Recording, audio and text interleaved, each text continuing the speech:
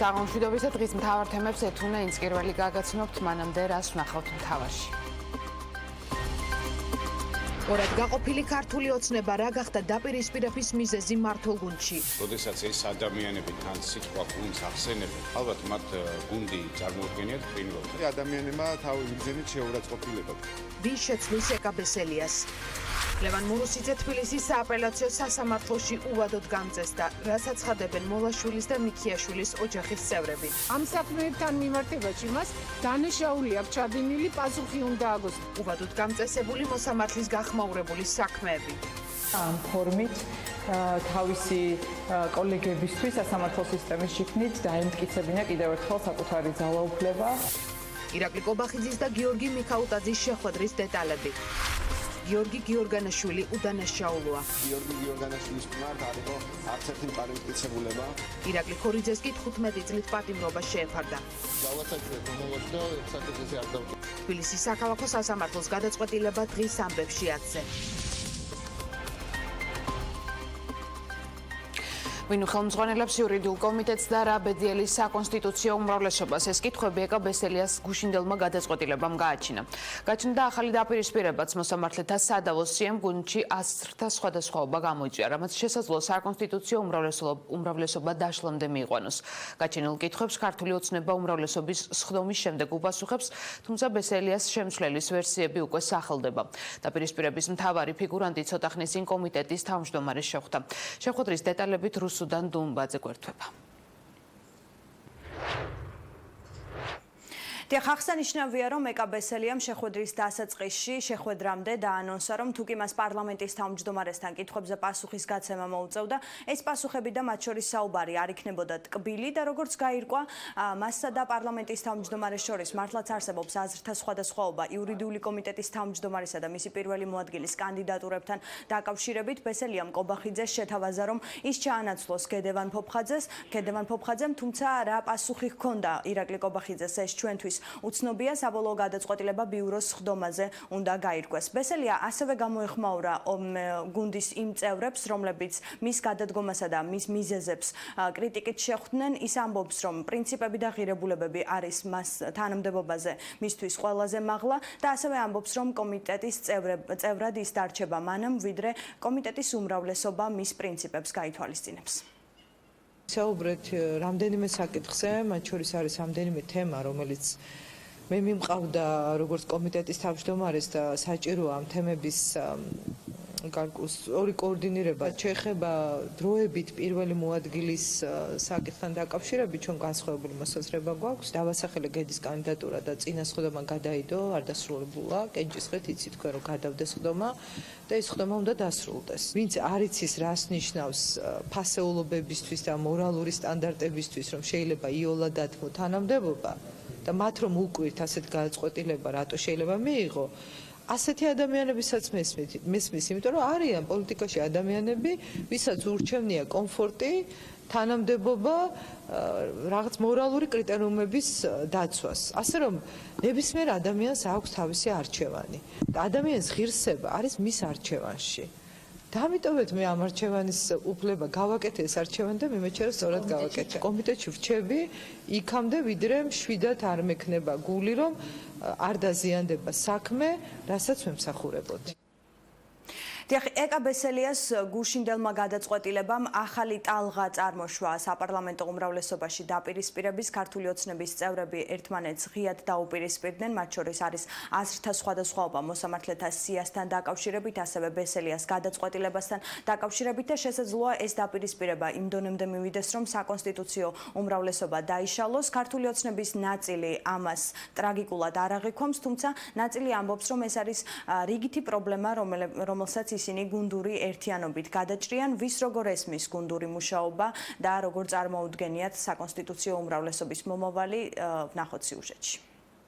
რა არის გუნდურობა, რა არის წესების დაცვა, ამას მე ვერ მასწავლიან ნამდვილად ის ადამიანები განსაკუთრებით, ვინც ძალიან ახლები არიან შემოსული ჩვენს პოლიტიკურ გუნდში. ასე ეხმაურება პოსტის დატოვებიდან მეორე დღეს პოლიტიკური დაპირისპირების მთავარი ფიგურანტის საკონსტიტუციო უმრავლესობის შესაძლო დაშლის საკითხს. ვინ შეინარჩუნებს გუნდურობას და ვინ დატოვებს ქართულ ოცნებას. ამ კითხვაზე მმართველი გუნდის რიგებში აზრთა სხვადასხვაობაა. ერთი მხარე მოსამართლეთა დანიშვნასთან დაკავშირებულ დაპირისპირებას ტრაგიკულად არ აღიქვამს და ამბობს, რომ ამ პრობლემას გუნდური ერთიანობით გადაჭრიან. ასთა სხვადასხვაობა არის, როგორც ყოფილა ბევრ სხვა საკითხზე, თუმცა კონფიგურაციები, ასთა სხვადასხვაობის მხარეები ყოველთვის განსხვავებულია, ამიტომაც ვერ გეტყვით. ამ შემთხვევაში რატო არ მგონია, რომ ეს იყოს უფრო განსხვავებული, ვიდრე აქამდე არსებული ასთა სხვადასხვაობა იყო ხოლმე გარკვეულ საკითხებზე. მე ამასთან დაკავშირებით არ მაქვს ჯერჯერობით ინფორმაცია, არც რამე განხილვა ამაზე არ გქონია და არ ამგონია, რომ ეს საკითხი იდგეს დღის წესრიგში. ჩვენ ამ პრობლემას ვფიქრობ, რომ გადავლახავთ. არ მომწონს გუნდის წევრებს შორის საჯარო რბილად ვიტყვი მწვავე დებატები. ამგვარი საკითხები შეიძლება გუნდის შიგნით განვიხილოთ ხოლმე, ვიდავოთ, ვიკამათოთ, მაგრამ რაც არ უნდა მოხდეს, ეს არის პოლიტიკური გუნდი, რომელიც არის ძლიერი, რომელიც მოდის ბრძოლიდან, მოდის შორიდან და ამიტომ მე ვფიქრობ, რომ ოპონენტების მოლოდინი, რომ გუნდი დაიხლიჩება, არის უადგილე. ეს ადამიანი არის ჩვენი გუნდის ძველი მებრძოლი და ძველი ეგრეთ წოდებული გვარდია და ძალიან მომწონს ეს ეპითეტი. აქედან გამომდინარე ის რა თქმა უნდა, მე ასე მჯერა დარჩება ერთ-ერთ წამყვან ფიგურად იმ პოლიტიკურ ბრძოლაში. ქართული ოცნების როგორც ერთიანი გუნდის არსებობის აღარ სჯერათ სხვა დეპუტატებს. მათი აზრით, ქვეყანაში არსებული მართლმსაჯულების გამო პოლიტიკური დაპირისპირება შესაძლოა იმ დონემდე მივიდეს, რომ საკონსტიტუციო უმრავლესობა საერთოდ დაიშალოს. როდესაც ეს ადამიანები თან სიტყვა გუნდს ახსენებენ, ალბათ მათ გუნდი წარმოუდგენიათ ფრინველთა, თორე ადამიანების გუნდს ისინი ნამდვილად არ განეკუთვნებიან. თვლი რომ საერთოდ პარლამენტით შეიძლება აღარ იყოს ესეთი დაპირისპირება, რაც დღეს არსებობს. იმიტომ რომ მოსამართლეები ეს არის მართლაც ალგამყოფი. ღია დაპირისპირება ქართული ოცნების წევრებს შორის ეკა ბესელიას გადადგომის გადაწყვეტილებამ განაპირობა. პარალელურად გაჩნდა კითხვა, ვინ დაიკავებს თავმჯდომარის პოსტს იურიდიულ კომიტეტში. ვიდრე გუნდის საბოლოო გადაწყვეტილებას მიიღებს, ეკა ბესელიას რამდენიმე შემცვლელი სახელდება. გედევან ფოფხაძე, მე რომელიც დავასახელე, რა თქმა უნდა, არის სხვა ვერსიაც, ლევან გოგიჩაიშვილი, ნინო გოგუაძე და ასე შემდეგ. იურიდიული კომიტეტის თავმჯდომარე ვერ გახდება ეს ადამიანი, ან ყოველ შემთხვევაში გაუჭირდება გახდეს ესეთი ადამიანი, რომელიც მაგალითად ამოხდა მიცა ჩინჩალაძის ხმა. ერთ-ერთი ვერსიით ბესელიას ოხანაშვილი ჩაანაცვლებს, თუმცა ამ უკანასკნელმა მისი კანდიდატურის განხილვა არ დაადასტურა. მე ვერავის ვერ დავასწრებ და ვერ ვიტყვი ვერაფერს, ვიდრე გუნდი არის ხელისუფლების საკითხი და ვის მხარესაა პარტიის თავმჯდომარე ბიძინა ივანიშვილი. ეს გამოჩნდება მას შემდეგ, რაც მმართველი გუნდი შეიკრიბება. ბესელიას წასვლით გაჩენილ კითხვებზე პასუხი სწორედ ამ შეკრების შემდეგ გვეცოდინება. მოსამართლეების გამწესებაზე პარლამენტის თავმჯდომარე პირობას დებს, რომ კრიტერიუმები გაიწერება და კანდიდატთა სია განახლდება. ირაკლი კობახიძემ რამდენიმე დღიანი ხმაურის შემდეგ კომპრომისული გამოსავალი იუსტიციის უმაღლესი საბჭოს მდივანთან შეხვედრის შემდეგ იპოვა. ლუკა ხაჩიძე მოგვიყვება შეხვედრის დეტალებს, ასევე თანამშრომლობის გეგმებს პარლამენტსა და იუსტიციის უმაღლეს საბჭოს შორის. იუსტიციის უმაღლესი საბჭოს მიერ მიღებული სკანდალური და ხმაურიანი გადაწყვეტილებების შემდეგ ირაკლი კობახიძე დღეს იუსტიციის უმაღლესი საბჭოს მდივანს გიორგი მიქაუტაძეს შეხვდა. განხილვის მთავარი თემა ამ შეხვედრაზე იყო იუსტიციის უმაღლესი საბჭოს მიერ მიღებული უზენაესი სასამართლოს მოსამართლეთა სია. პარლამენტის თავმჯდომარემ თქვა, რომ პროცედურები და კრიტერიუმები გაიწერება და პროცესის განახლებამდე შემუშავდება. უზენაესის ფორმირების საკითხს კი პარლამენტის თავმჯდომარის თქმით ამის შემდეგ მიუბრუნდებიან. დღეს პარლამენტის თავმჯდომარე კაფიოთ თქვა, რომ სია, რომელსაც პარლამენტი განიხილავს, იქნება განახლებული. გიორგი მიქაუტაძე კი არ პასუხობს კითხვას, გაზაფხულზე სია ანალოგიური შემადგენლობით დაბრუნდება თუ არა. საბჭოს მდივანი ამბობს, რომ კონკრეტული კანდიდატების განხილვის საკითხი დღის წესრიგში არ დგას. შესაბამისად, ეს კითხვა მოგვიანებით უნდა დაისვას. კაფიო განცხადება გავაკეთეთ ამასთან დაკავშირებით, ჯერ გაიწერება პროცედურა, კრიტერიუმები და ამის შემდეგ წარმოდგენილი იქნება, რა თქმა უნდა, განახლებული სია. მერე განახდება პროცესი, საჭიროა პროცედურის და კრიტერიუმების გაწერა. ჩვენი ამოცანა იყო რა 2012 წელს, რომ სისტემა გაგვეჯანსაღებინა. რა თქმა უნდა, ეს იყო უმთავრესი ამოცანა და ეს მიზანი ჩვენი მხრიდან არის მიღწეული, გვაქვს ფუნდამენტური წინსვლა ყველა მიმართულებით. ელემენტარულად რო გადავხედოთ სტატისტიკას ნებისმიერი მიმართულებით იქნება ეს გამომართლებელი განაჩენები, წინასწარი პატიმრობის მაჩვენებლები, გირაო, ჯარიმები და ასე შემდეგ არის არა ორმაგი და სამმაგი პროგრესი, არამედ არის ხშირ შემთხვევაში 10-მაგი და 100-მაგი პროგრესიც კი. კანდიდატურები არის ერთი წარმოდგენილი, რაც იცით და რაც არის გახმოვანებული და ეს არის კანდიდატურები, რომელიც საბჭომ წარუდგინა საქართველოს პარლამენტს. რაზე გაგრძელდება მსჯელობა გაზაფხულზე, ამაზე კიდევ მანამდე ვიმსჯელებთ პროცედურებზეც და ვიმსჯელებთ სხვადასხვა საკითხებზე, რაზეც დღეს შევთანხმდით, იქნება თანამშრომლობის ფორმატი საბჭოსა და საქართველოს პარლამენტს შორის. განახლდება თუ არა სიაეს ჯერჯერობით უცნობია, იუსტიციის უმაღლესი საბჭოს მდივანი კი ამბობს, რომ 10-ვე მოსამართლე ნებისმიერ კრიტერიუმს დააკმაყოფილებს და გახდება უზენაესი სასამართლოს მოსამართლე. უკვე უადო, მაგრამ სადავო მოსამართლეზე კრიტიკა არ წყდება. ლევან მურუსიძის უადოდ დანიშნვას მხარი იმ არამოსამართლე წევრებმაც დაუჭირეს, რომლებმაც აღნიშნული პოსტი ქართული ოცნების უმრავლესობის მხარდაჭერით მოიპოვეს. ასრთა სხვადასხვაობის მიუხედავად, ლევან მურუსიძე სააპელაციო სასამართლოში უადოდ დაინიშნა. გადანიშნვამდე მანამდეც სააპელაციო სასამართლოს მოსამართლე იყო, თუმცა არა უადოდ გამწესებული. წარსულში ასევე იყო უზენაესი სასამართლოს მოსამართლე და იუსტიციის უმაღლესი საბჭოს მდივანი. მის სახელს უკავშირდება სანდრო გირგვლიანის ყველობაში ბრალდებულებისათვის სასჯელის შემსუბუქება და სულხან მოლაშვილისათვის გამომტყუნებელი განაჩენის გამოტანა. ნახოთ როგორია მოსამართლე მურუსიძის სამართალი. როგორია მურუსიძის სამართალი ყველაზე უკეთ გირგვლიანის, მოლაშვილისა და მიქიაშვილის ოჯახის წევრებმა იციან. მოლაშვილის შემთხვევაში ქვედა ინსტანციებმა მას 8 წელი მიუსაჯეს. საქმე უზენაესში გასაჩივრდა. საქმე კოლეგიამ განიხილა, რომლის შემადგენლობაში იყო მურუსიძეც, რომელმაც კოლეგა ნადირიანთან ერთად გამამტყუნებელი განაჩენი დატოვა. კოლეგების აზრი არ გაიზიარა ამ კოლეგიის მესამე წევრმა ნუნუ კვანტალიანმა, რომელმაც განაჩენში დაწერა, რომ სააპელაციომ საქმე დარღვევებით განიხილა და საქმე იმავე ინსტანციაში უნდა დაბრუნებულიყო. მოლაშვილის საქმე სტრასბურგში გაიგზავნა. 2014 წელს სახელმწიფომ თავად აღიარა, რომ მოლაშვილის უფლებები დაარღვია, მათ შორის სამართლიანი სასამართლოს უფლებაც. სულხან მოლაშვილის მამა ამბობს, რომ მურუსიძეს სავარაუდოდ მფარველები ჰყავს, რადგან საყოველთაო უკმაყოფილების ფონზე მან მაინც მოისურვა მანტია უვადოდ მოერგო. ჩემ თავს ვებრძოდი, ხوار შემეშალა, ხوار მომეჩვენა სტრასბურგმა თავზე გადაახია ჩვენს მართლმსაჯულებას, პროკურატურას და სასამართლოს თავიანთი გამოძიებული და გასამართლებული განაჩენები. ეს კაცი იმის შემდეგ როგორ ლაპარაკობს იმას, აი სახში როგორ მიდის საჭმელი როგორ მიაკა. ნამუსი ხო უნდა ქონდეს უყურეს. კარგი ვიღაცა ყავს ფარველი და ვიღაცა არაფერს არ გეუბნება. ჩიტო შუბზე ძარღო გაწყვეტილი არ ეკა.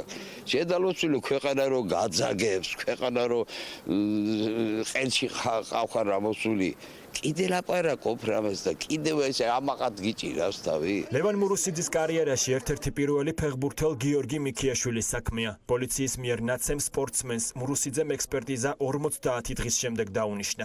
დაკავების შემდეგ სასამართლოში გადაღებულ კადრებში ნათლად ჩანს, რომ მას სხეულზე დაზიანებები აქვს. საქმე ევროპულ სასამართლოში გაიგზავნა. სტრასბურგის სასამართლომ დაწერა, რომ მიქიაშვილს პოლიციელები არასათანადოდ მოექცნენ. სახელმწიფომ კი ეს ფაქტი ჯეროვნად არ გამოიძია. მიქიაშვილის და ამბობს, რომ მურუსიძე საბრალდებო სკამზე უნდა იჯდეს და ასევე უნდა გასამართლდნენ საბჭოს ის წევრები, რომლებმაც მის უვადო განწესებას ხმა მისცეს. კონკრეტულად ჩემი ძმის საქმესთან მიმართებაში, სულხანის საქმესთან მიმართებაში, გირგვლიანის საქმესთან მიმართებაში ამ კონტექსტში განვიხილავ ბატონ მურუსიძეს როლს და ამ საქმეებთან მიმართებაში მას დანაშაული აქვს ჩადენილი პასუხი უნდა აგოს.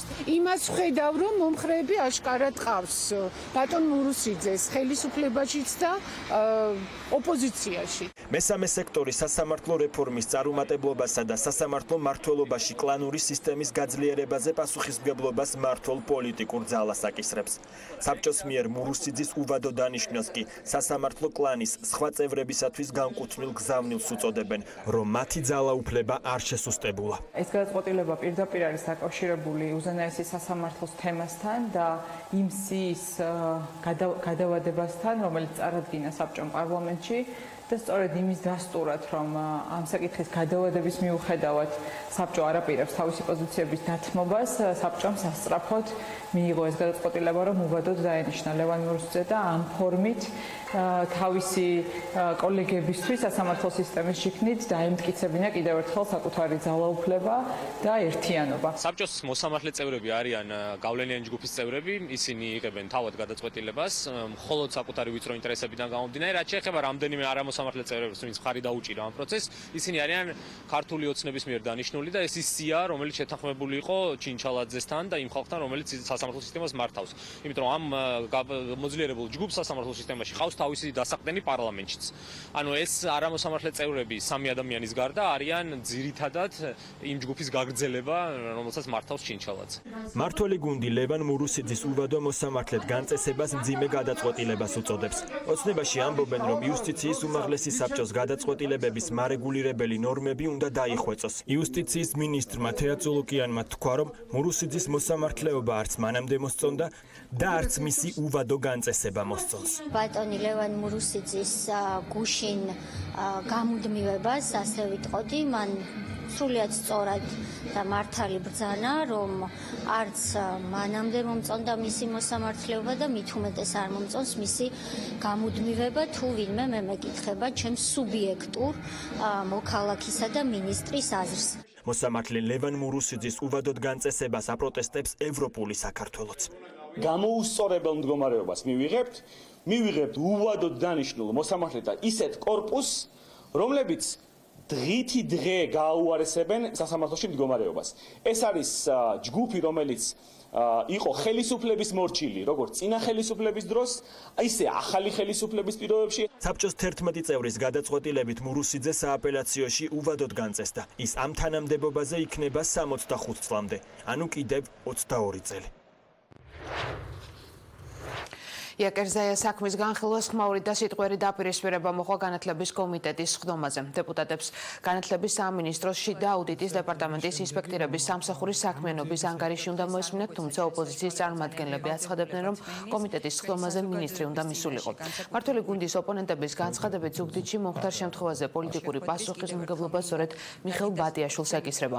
სხდომას ესწრებოდა გარდაცვლილი დირექტორის შვილი ბაჩანა შენგელი, ასევე ნაციონალური მოძრაობის წარმომადგენელი ხატია დეკანოიძე. ოპოზიციის ბრალდებებს კომიტეტის თავმჯდომარე მარია ჯაშმა უპასუხა.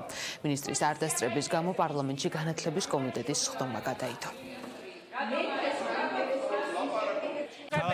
მინისტრის დამოკიდებულება პარლამენტისადმი. თქვენ ისი არ გაინტერესებთ ის ანგარიში, როგორც მე ხა ჩინური გრამატიკა. ჩვენ გვაინტერესებს ქართული ოცნების მინისტრი ბატონი ბატიაშვილი. აიძულებდა თუ არა სკოლის დირექტორებს მონაწილეობა მიეღოთ საარჩევნო პროცესში და ამის შედეგი და დაბოლოება არის თუ არა ის ტრაგედია, რაც მოხდა. პროცედურებზე კი არ უნდა ვილაპარაკოთ, ეხლა თქვენ უნდა ურეკავდეთ მათ მინისტრს და ეუბნებოდეთ, რომ აი აქ მოვიდეს, იმიტომ რომ ეს ადამიანები რომ გამოუშვა და დაიმალა ამ ადამიანების ზურგის უკან, ეს არის ლაჩრობა. მე ვფიქრობ, მინისტრის მიმართ გაჟღერებული ფრაზები იყო აბსოლუტური შეურაცხყოფა. პროცედურებთან დაკავშირებული შოუ. იგივე თავში ჩარტყმაჯობდეს, ვიდრე თქვენ ესე ლაპარაკობდით. ან ერთი წამი დამამთავრებინეთ, ეგ ცნობილია ხეთ თქვენ ეს ტაქტიკა. განათლებაზე საერთოდ რამე წარმოდგენა გააქვთ?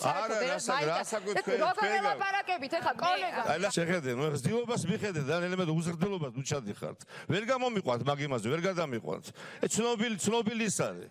ნაცეთ ნუყებთ, ილაპარაკეთ ერთადერთი ქალი ბრძანდება ტრიბუნასთან და როგორც სხვაებისა დაესწრეთ დასვით კითხვები, რომელ კითხვაზე არ გაგცეთ პასუხი. მიუსაღებია თქვენთვის, მიუღებელია, სხვა თემაა, ხო?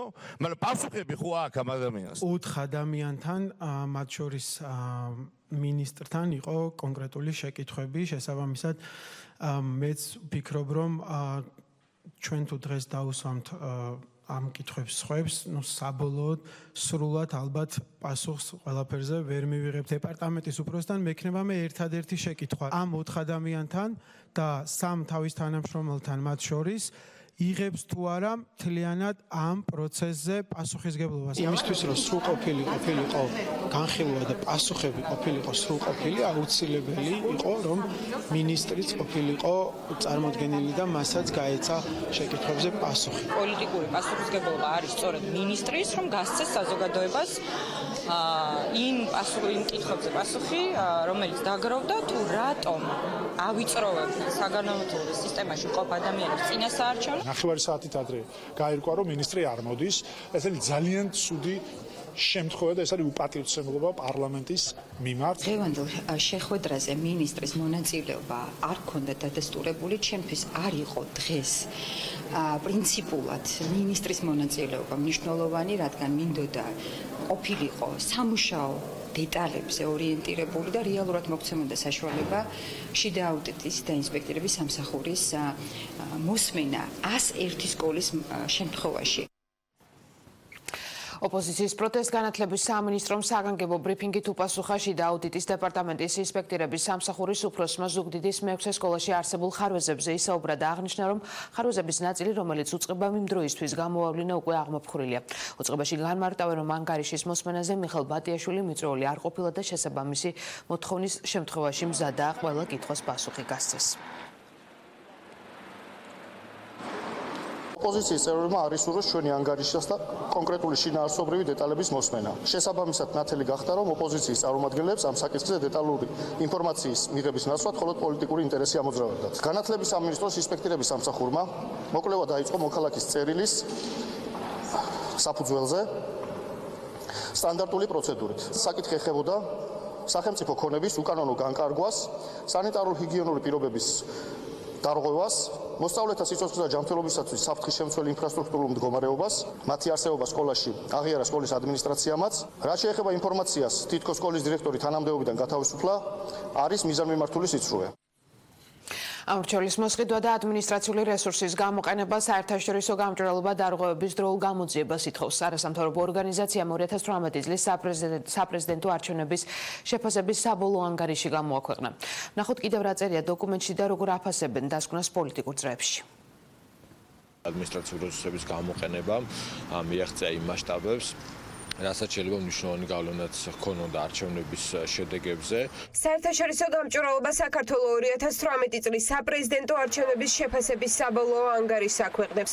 ორგანიზაციის წარმომადგენელთა შეფასებით პირველ ტურთან შედარებით მეორეში გამოვლენილი დარღვევების რიცხვიც და სიმძიმეც გაცილებით დიდია. არასამთავრობო ორგანიზაცია საგამოძიებო უწყებებს საპრეზიდენტო არჩევნების პერიოდში გამოვლენილი ფაქტების დროულად გამოძიებისკენ მოუწოდებს. ყველა ასე ვთქვათ სახეობის ადმინისტრაციული რესურსი იქნა გამოყენებული მეორე ტურისთვის. საუბარია როგორც მაგალითად საბიუჯეტო ორგანიზაციებში დასაქმებულ ადამიანებზე ზეწოლაზე, მათ ასე ვთქვათ მობილიზაციაზე, მათი ნების საწინააღმდეგოდ და ამ შემთხვევებს რეალურად ერთი ადამიანის გარდაცვალება მოყვა იაკერზე, იასი რაც არის სამწუხაროა. 2012 წლის არჩევნების შემდეგ რეალურად ასეთი მძიმე საარჩევნო პერიოდი არ ქონია, რაც ჰქონდა ჩვენ პირველ ტურის შემდეგ. საერთაშორისო გამჭვირვალობის მიერ ჩატარებული მონიტორინგის შედეგებს მართველი გუნდი არ ენდობა. ლევან გოგიჩაიშვილმა ამის მიზეზად ეგრეთ წოდებული ყალბი პირადობების საქმე გაიხსენა. ჩვენ პატივსცემთ ნებისმიერ კვლევას, მაგრამ დობაც რაც უნდა გქონდეს, ხო? მე ჩვენ გვახსოვს ამ ორგანიზაციის დაბეჭდილი, ვთქვათ, ყალბები. იცით რა არის, კვლევა არის, მოდი ესე შევხედოთ, არ ვეთანხმებით, იმიტომ რომ ეს არჩევნები მოიგო 1.200.000-მა ამორჩეულმა, რომელსაც არ უნდოდა სააკაშვილის დაბრუნება და რომელმაც ჩვენ ყვითელი გვაჩვენა პირველ ტურში, ამას ჩვენ არ ვარყოფთ. საერთაშორისო გამჭვირვალობის მონიტორინგის შედეგების გამოქვეყნების შემდეგ ოპოზიცია ამბობს, რომ მათი პოზიციები კიდევ უფრო გამყარდა და რომ ქვეყანა ღრმა პოლიტიკურ კრიზისშია და ამ სიტუაციიდან გამოსვლის ერთადერთი შანსი საარჩევნო რეფორმებია.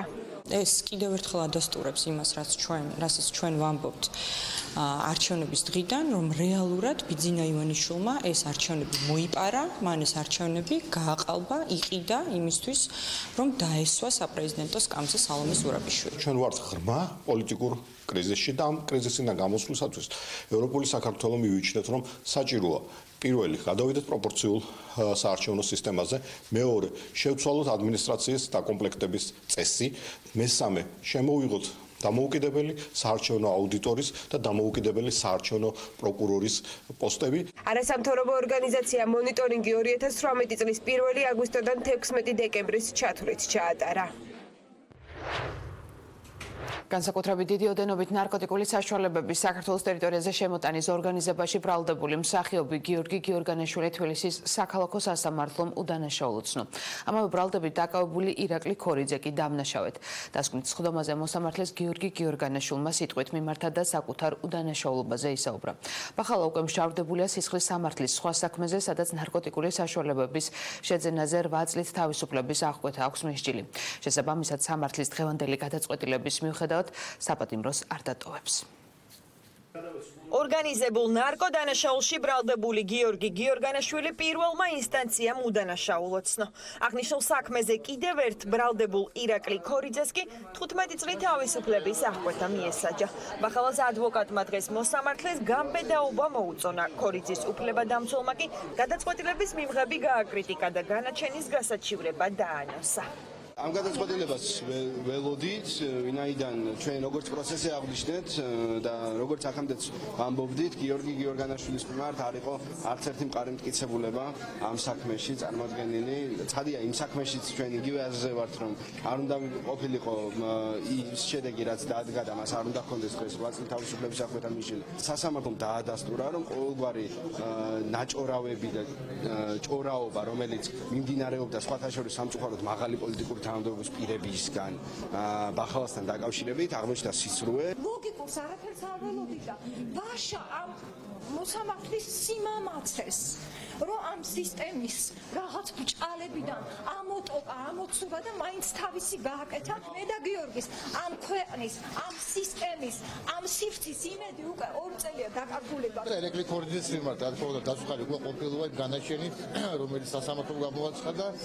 რა თქმა უნდა გავასაჩვენოთ უმოვლოში და საკითხს ესე არ დავტოვოთ. ის ზეწოლა, რომელსაც განიცდიდა სასამართლო, რომელიც ჩვენ აღვნიშნეთ ჩვენ დაცვის სიტყვაში, პირდაპირ უთითებდა იმას, რომ მოსამართლე ვერ გაუძლო იმ ზეწოლას, რომელიც მოდიოდა ხელისუფლების უმაღლესი ორგანოებიდან, როდესაც ირაკლი ქორიძე დაკავებისთანავე იქნა გამოცხადებული დამნაშავედ, ან ორები უნდა გამართლებულიყო, არ უნდა დაჟილიყო. ამიტომ შესაბამისად ჩვენთვის ძალიან გაუგებარი გადაწყვეტილება გამოაცხადა მოსამართლემ. სანამ მოსამართლე გადაწყვეტილებას მიიღებდა, მანამდე სასამართლოს ბახალამ კიდევ ერთხელ აუხსნა თუ რატომ თulis თავს უდანაშაულოდ. ასეთი მოთხოვნა ნამდვილად დამახდებოდა პროკურორის მიერ შემოთავაზებას საკუთრების თანხმობაზე, რადგან ძალიან კარგად ვიცი თუ როგორ განზომილად კაცრია დღეს არსებული კანონმდებლობა. ნარკოდანაშაულის მიმართ და ცხადია ასეთი რისკზე არ წავიდებდი. არ გავისკავდი როგორც ჩემი კარიერით, კეთილდღეობით, ასევე ჩემი ოჯახის ნორმალური ცხოვრების გაგრძელების შანსით, რადგან მთელი ჩემი ოჯახი დამოკიდებულია ჩემზე. შესაბამისად დავთანხმდებოდი იმ წელს, რომელსაც თავაზობდა პროკურატურა და გასული წლის იანვრის თვეში გაიხსნა.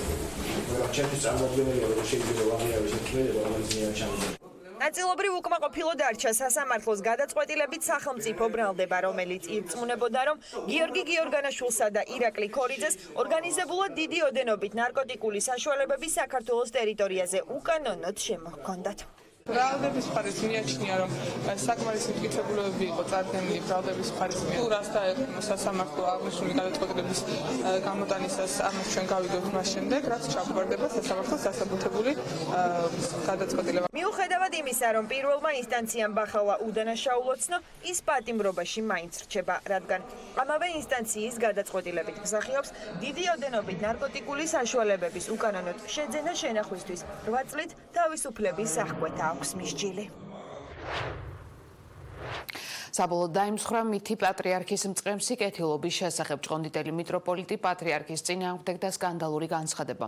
მეუფე ამბობს, რომ გუშინდელ წმინდა სინოდის ხდომაზე მისთვის საბოლოოდ დაიმსხვრა პატრიარქის მწყემსის კეთილობის მითი. ეს განცხადება მეუფემ ტევპირველის გადაცემა დღის ამბებში გააკეთა, სადაც სინოდის ხდომის დეტალები გაიხსენა და ისაუბრა თუ რატომ არ განიხილეს სასულიერო პირებმა მამა გიორგი მამალაძის საქმე.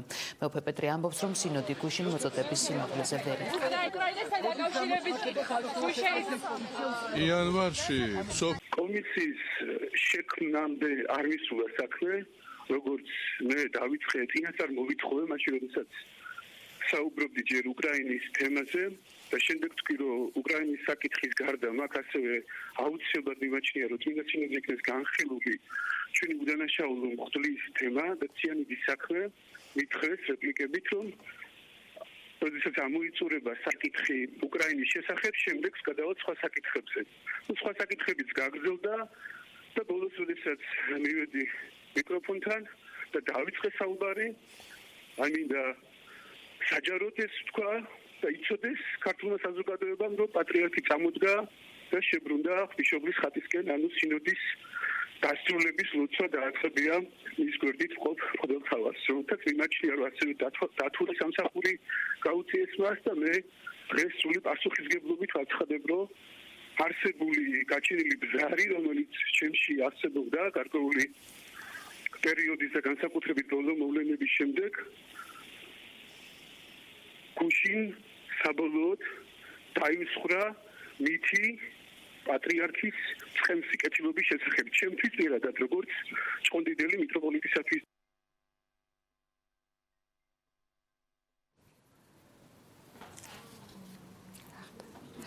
ვინ დაწვა სამგორის ყოფილი გამგებლის ავტომობილი ჯერ უცნობია შემთხვევა გამთენისა სპორტის სასახლის მიმდებარე ტერიტორიაზე მამუკა ჩოქურის საცხოვრებელ სახლთან მოხდა. ტოიოტას მარკის ავტომობილი მთლიანად დაიწვა. ფაქტზე დაწყებულია გამოძიება, სამართალდამცველები სავარაუდო დამნაშავეს ეძებენ.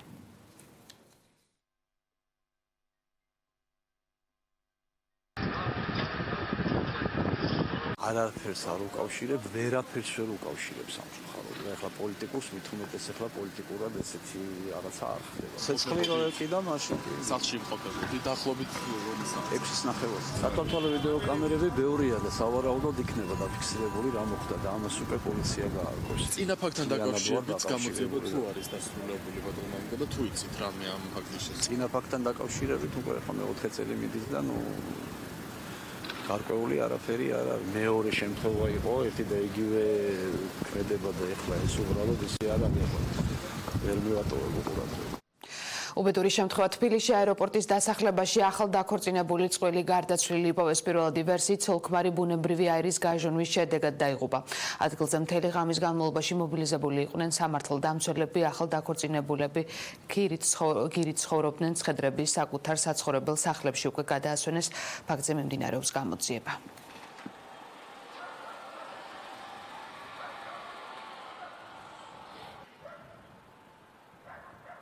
გაზის გაჟონვით რა, ეთყობა არც ფორტოჩკა ქონდათ გადმოღებული და არაფინ. გაზის გაჟონვით რა. როდის მოხდა ეს შემთხვევა? წუხელ. ახალ დაქორწინებული. ხო, ახალ დაქორწინებული. მეც არ ხანი აქ ხო? ჭურის დონეზე ვიცი, მე ახალი შესულები არიან მგონი გირაოთი. გუში ღამე გავიგე ეს ხმაური და ყველაფერი, მაგრამ არ ვიცი ზუსტად ვინ არის. ორი პოლიცია იყო და ორი სასწრაფო. მთელი ღამე მან თითქმის გათენებამდე. ხმაური ოჯახის წევრები ტიროდნენ და ის ხმაური იყო, სხვა ისეთი არაფერი. კი, გაზით გაიგუდნენ, მაგრამ კონკრეტულად რა მოხდა არ ვიცი. და ბოლოს თოვლის ბაბუა და სანტა-კლაუსი თბილისში არიან საახალწლო სოფელი რესპუბლიკის მოედანზე დღეს დილიდან გაიხსნა და 13 იანვრის ჩათვლით ღია ცის ქვეშ საახალწლო და საშობაო კონცერტები, თეატრალური წარმოდგენები გაიმართება. მინდა მთელი გულით და სულით მიულოცო სრულიად საქართველოს დამდგომიშობა ახალი წელი. მიულოცო თბილის დღევანდელი დღე და დამდგომიშობა ახალი წელი ამ საახალწლო აი ამ ზემის გახსნა და დღევანდელი დღე და 31-ში დარწმუნებული ვარ კიდევ უფრო ლამაზი იქნება და კიდევ უფრო კარგი იქნება. ახალი წელი ძალიან მიყვარს, იმიტომ რომ ყველაფერი არის ლამაზად და თოვლის ბაბუ საჩუქრებს არიგებს ყველასთვის. ძალიან ლამაზია და ის მოეწონა კიდე რომ ბავშვები ერთობიან.